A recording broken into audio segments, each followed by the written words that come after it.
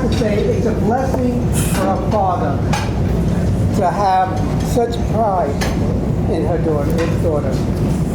Michele, as you all know, there's nothing you don't know about Michele, but she's the hardest working mother, daughter, wife, co-employee, coach, you name it. That's Michele. When Michele was writing her blogs, and I was reading them every day because I got a link. We don't send me a link. And I said, you know, these blogs are not only for me, but they're for everybody in our life. Why? Because we all have challenges of one nature or another. You know that. And Michele was able to meet those challenges, and the way she met the challenges, always being positive, always moving forward, never falling on the floor, but always getting up at each challenge. Even when she was a child, she went through everything. First of all, she was born with a smile. And what a smile. Yes, she always smiled. What a wonderful... It's a magnet. Judy and I, we just engrossed with pleasure. Of course, David also. Yes, David also. You know, we had two wonderful children, and one of the biggest blessings Judy and I had was that they worked together, and they prospered together. And where one is strong, the other is not as strong. And it's obviously worked for 18 years. Just a quick story. Oh my God. This is not on his talking points, by the way. I know it's not prepared, but just a quick story. My partner and I then were retiring, and David had started law, had continued law line, which Judy and I started back in 1999. 1998. 98, and David took it over in 2006, and in 2008, we were retiring, and I told Michele, who worked for us about 4 years, I said, Michele, the future is not with us, but the future is with David. She's not great, just so you know. And Michele says to me, are you firing me? And I said, of course I'm not firing you. I would never fire you. But the proof is in the pudding. They've been together all these years. They have built a wonderful relationship together. And a wonderful relationship. Thank you. I give you Michele. Thank you. And Deb. And now you can ask any questions you want.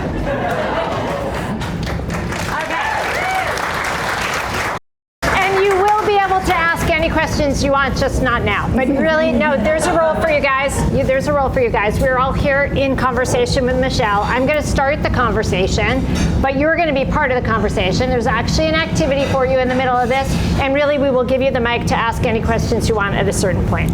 So my name is Deborah Jaselow. I am really, really honored to be here, very privileged to be Michele's friend. Michele and I met via triathlon. And if you know anything about triathlon, like the holy grail of triathlon is the Ironman in Kona, Hawaii. And athletes who participate in that triathlon live for the moment where they cross the finish line and the announcer says, you are an Ironman. So I want to start this by saying, Michele Richman, you are a published author.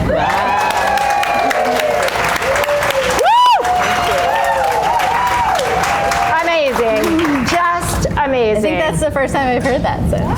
There you go. You've crossed that line. So I want you to take us back and tell us how you got to this line. So your book relies a lot on memories and stories. And I want you to take us with you about how you reach back, reclaim that memory, put it together, tell us the story, and learn the lesson. Take us through it. So thank you, Deb, and thank you for that lovely introduction. And I love my new title, a published author. So in 2020, I started coaching, and I had never really been journaling before. And with my coach, I was given prompts, and they would be about, what's your mood today? Tell me about your relationships. What are your goals? What are your beliefs? And I was able to start journaling and writing and reflecting because I was given what I think of as like the key to the door for writing and reflecting. But once I opened the door, I was shocked how deep I went and how much I loved writing. But one of the reasons I say that I love journaling so much is because I knew that my coach, Shari, was actually reading all my journals, and all of my journals that she read she commented on, and we go back and forth, and everyone in Lawline over there knows about how frame of mind coaching works, and it's an interactive process. So I learned that I liked journaling, but I liked more when someone was reading it and giving me feedback on it. And so that started the process, but it wasn't like right away I'm gonna have to start writing and publishing. I did that for, I wanna say, about 18 months of journaling with coaching. And then the story of living with the bats, if you read my book in that chapter, came to me, and I said, this is a story I want to tell. I published it, and from that moment on, whenever I would feel a story inside of me, I would pick up my phone and literally start typing on my notes right away, and it was like a compulsion for me that I couldn't do anything else that day until I had just written my story. Usually then I sent it to my mom. She called me with many, many edits, and then I would post it before I made any other changes. And so that's how I started, and eventually I had 50 of them that got me to the book. Okay, so there were 3 events that anchor the book: 2008 Lawline, 2020 coaching, and 2024 the death of your mother. A very long time span, but very important milestones on your journey. Can you talk about the role of time, right? Like from 2008 to today, It wasn't only the role of the stories, but what did time do for you in this journey? Okay, thank you. So for me, I think it was like, in each of these periods, I was a different person. And so in 2008, I had, as you heard, my dad fired me. And I had just passed the New York bar after being licensed in Maryland, and I was like, I can't believe it. I had a 3-year-old. I lived in Hoboken. I had been going to Stevens College every day to study. I finally passed the bar, and then I was being told, like, you're not going to practice anymore. And as like a person I thought of a high achiever, I felt like I was failing by leaving the law. So, and also at that time, my mom had just gotten her first diagnosis. So in that period, I was in a really rough place. So I didn't feel good about choosing Lawline. It felt like something that was forced upon me. And so I think that's who I was at that time. And that was the first period of like changing from law to being in operations. But in 2020, it was a whole different period of time. Who knows what was happening in 2020? Somebody? COVID. Sophie? 2020, what was happening? Exactly. So I was really depressed. We had just moved our company remote. I had 2 kids sitting behind me on remote school. I felt like in my job I was stuck. Everyone was growing besides me. I was still the same operations director that I had been since 2008. And when I started coaching, it was like, you talk about personal values, and everyone here, thank you for humoring me and choosing you. But when I started coaching in 2020 and chose courage, I realized that I thought I was in a position because other people didn't give me opportunities, and I realized it was that I hadn't asked for these. So then I started doing the work and getting to the places that I needed to be. And so that was like a huge turning point in figuring out how to become the person I was. And I say all this because of time. So for 2024, and as you guys all know, my mom passed away unexpectedly, and it really like rocked my entire existence. But I feel like, thank God I had been who I was in 2008 and 2020. At this point, I had been coaching. I was a coach. I asked my boss to become a promotion for chief people officer. Oh my God, I think this table's falling at me. And I was ready, had written 50 articles. Is there anyone who works here who can help me with this? Nothing to see here, folks. Easily fixed. Thank you. Yeah, David Schnurman. I will try not to lean on the table so much. But so because I had built that foundation, I was able to deal with what was the most devastating thing that had ever happened to me. And so for me, when I think about time in the story, it's not just the background. It's like I was able to write this book because of like everywhere I had been in the passage of time. So it was very important to me. Yeah, and your anchors, well, we all know Michele loves alliterations. I do. And really the anchors, those 3 anchors were all about anxiety and avoidance. I think those are your words. Sure. But when you read carefully, there's also a different Michele in here, right? There's the Michele, I'm going to alliterate, courage and confidence. Like you come out, you're a tiger mom. Like you really, no, there are The good one. A good one. No, when provoked. And water for the author. There's a steeliness that comes in and out. So how did those 2 Michelles, the Michele who like back against the wall is gonna Fierce. Fierce. And also the one who's like, I'm so anxious and afraid. Yeah. So talk about how those 2 Michelles live together. Thank you for that question. So I think when I think about myself as fierce, I always was fierce. It was very easy for me to be fierce for other people. In high school, I did a lot of like volunteering. Hi, Julie. And it was, I was very much into being an advocate, and I wanted to advocate for others who needed a voice. And then when I became a parent, and my kids had challenges, it was really like it came really naturally to me. There was no question I was going to fight and be as fierce as possible for my kids. When it came to my employees, shout out to the law line team over there. I felt like it was really easy for me to be a fierce advocate for them, but it was hard for me to be a fierce advocate for myself. And that's where like the juxtaposition of my anxiety, am I good enough, my menopause brain can't think of the word imposter syndrome. Yes.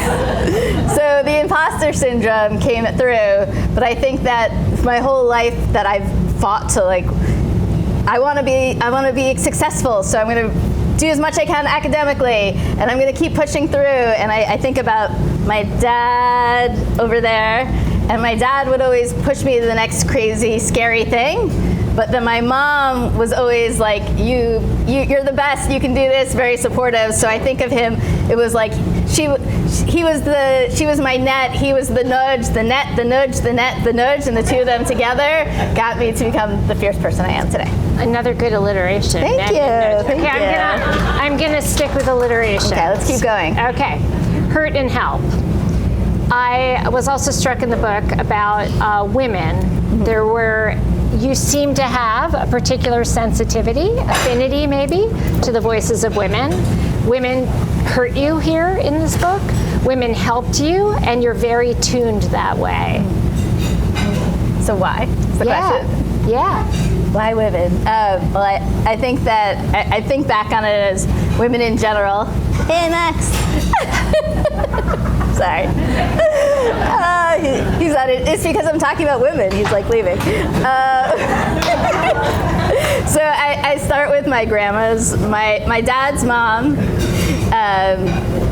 Grandma Ruthie. She was this like badass immigrant woman. She was a single mom. She came to the country not knowing any English when she was 13 and started sewing and supported herself. So I had a pretty strong relationship with her from when I was like 0 to 9. And she just really taught me to stand up for myself.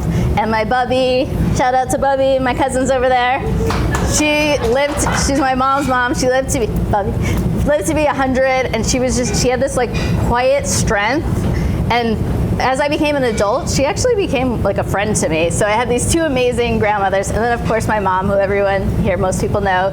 And my mom was just my mom would walk into a room, she would meet someone, and she'd be like, all right, I have a plan on how I'm gonna get you to the next level. So she had already like met someone and was like, what do you wanna do? I know somebody, I'm gonna connect you. So I think that first of all, I had very strong women influencing me.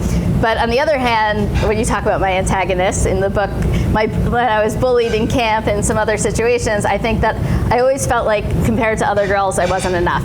I was too short, I wasn't pretty enough, I was heavier. And so I felt these were stories that were probably just in my head. Now I know that. But at the time, I thought everyone else was thinking it.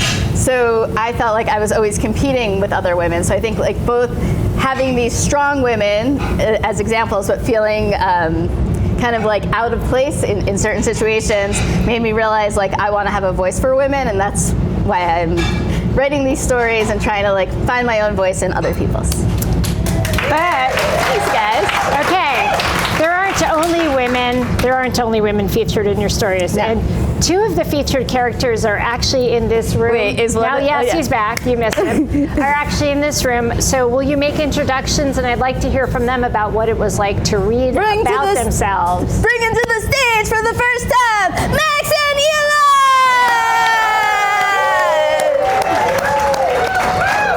Okay, tell us, what was it like to read about yourself in this book? Okay, I'm gonna be fully honest. I have not read the book.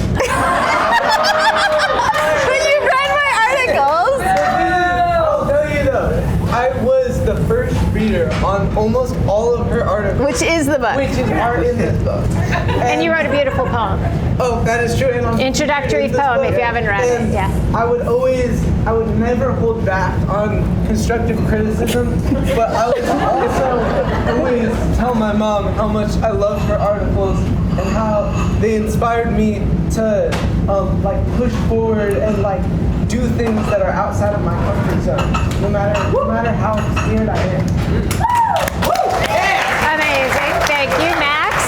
Yeah. So, well, I found. Wait, did you read the book? I did. I did in fact read the book. Well done. But yeah, one thing I found interesting when reading the original articles and of course the book is that it's like it taught me things about myself that even I didn't know.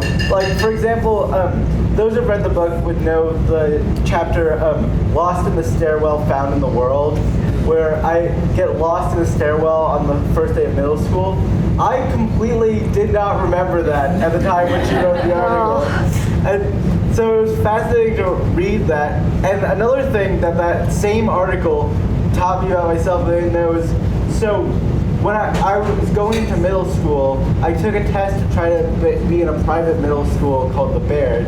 And for most of my life, I thought I had failed the exam, but what I learned from reading this article is that I was not accepted because I had a para at the time.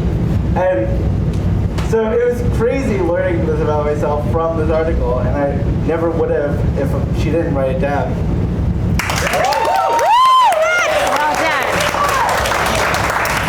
Okay, so both of these young men are examples of lessons learned. You'll read the book, you'll learn some more. And now this. Okay, so this is now audience participation time. Michele, as she said, likes iterative. She likes to hear feedback. She likes to be in, conversation about this. I would like each of you to think about the value, either the value on your name tag or a story that you're holding.